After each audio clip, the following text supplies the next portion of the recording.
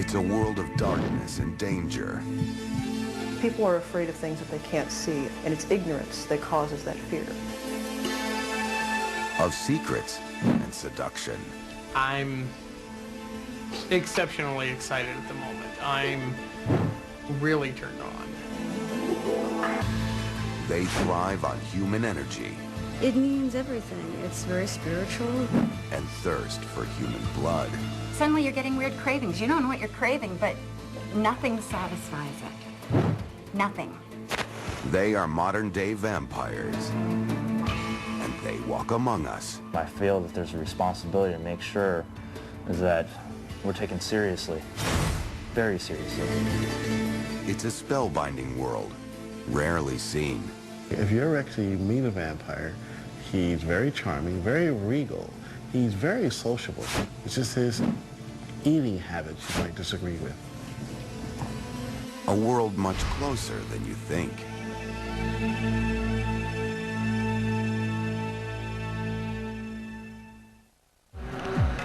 It's after dark in Philadelphia, and at a popular downtown nightclub, Dracula's ball is in full swing.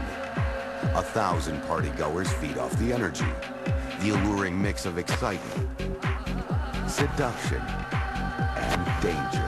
We go for a very dark, sensual kind of vibe with both the music that we present and the decor that we have inside, and just sort of set the mood for the evening. For most patrons, the ball is nothing more than an elaborate costume party. Yeah, most of it's from eBay. Actually, all of it's from eBay. A chance to squeeze into a Victorian corset or a goth bodysuit. It's leather, that's all I gotta say. That's all that's good about it. To put on colored contacts or menacing fangs. And for a night at least, play the part of a vampire. The costume element, the theatrical element, is an extremely powerful form of expression.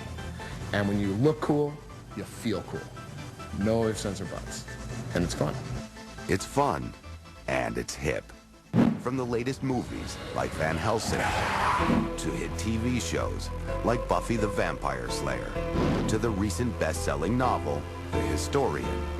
The vampire is perhaps the most enduring pop icon in American history. I'm fond of calling him the perfect politician, because he manages to be all things to all people.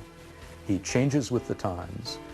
While vampire chic is as fashionable as ever, the image was much different centuries ago, when myths and legends about half-human, half-dead monsters were first created as a way to explain calamity or misfortune.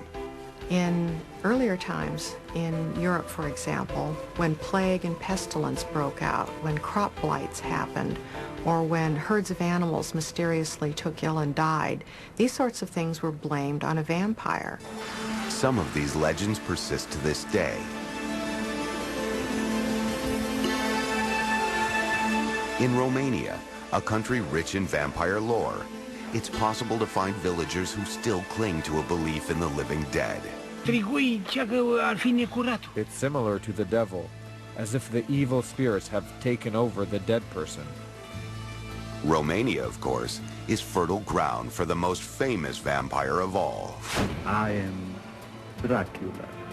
Bram Stoker's Dracula, the Victorian novel immortalized in the 1931 movie starring Bela Lugosi. It's the story of a lonely count who leaves his Transylvania castle in search of love and blood. He's scary, but kinda sexy too.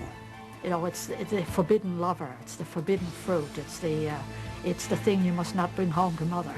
The vampire myth is still enduring today because it is this kind of toxic cocktail of sexuality and violence. Dracula has become such a fixture in the American psyche, you could say he's in our blood, appearing on cereal boxes and on Sesame Street.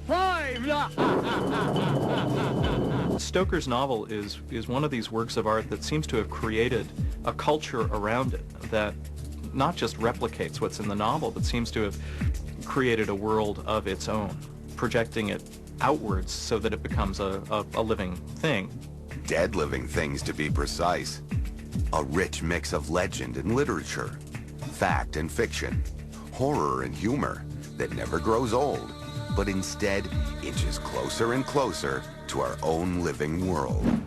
Witness Anne Rice's 1976 novel, Interview with the Vampire. We started to see the vampire as a desirable being, and the emphasis was away from bad, evil, anti-human, criminal, and it started to be, gee, it could be kind of cool to be a vampire and live forever. You know, he's got immortality and strength and influence, which is, that's a pretty, for me, that beats Superman. If Dracula's having so much fun, why can't we? The image of the hip, cool creature of the night has been embraced by a growing subculture. People who've adopted the look and lifestyle, right down to their pointy canines. I think that the modern vampire movement today is that modern interpretation of the collective myths from history. We've taken every element we could and found many ways of expressing it. It's more interesting to be immortal and have supernatural powers than it is to just be the average Joe working for a 9-to-5 living. I think it's a fashion thing. It's a teeth and contacts and clothing and meet the opposite sex thing. You know, it's like a dating thing. But for some, it's more than just a matter of style. They claim they really walk the walk. They say they really are vampires, with a real need to feed, to nourish themselves on the life force of other human beings. I'm an ordinary person. I mean, I'm not a supernatural creature. I don't sleep in a coffin. I don't go around flying around as a bat. I'd love to learn that trick. I'd certainly save on airfare. Raven, who would only appear in silhouette, insists her vampirism isn't a choice. It's a necessity. She says she must drink human blood in order to remain healthy. There's no taste involved. There's no sexual component. It keeps me from getting sick. If I don't drink blood, then my immune system crashes. A person who calls himself a vampire in the modern age is someone who regularly and actively needs to take human vital energy in, whether through blood as a sanguine vampire or through prana with life energy as a psychic vampire. Michelle Belanger, the author of the Psychic Vampire Codex, isn't a blood drinker. She's a self-described psychic, or psi vampire. A psychic vampire is someone who feeds off of life energy.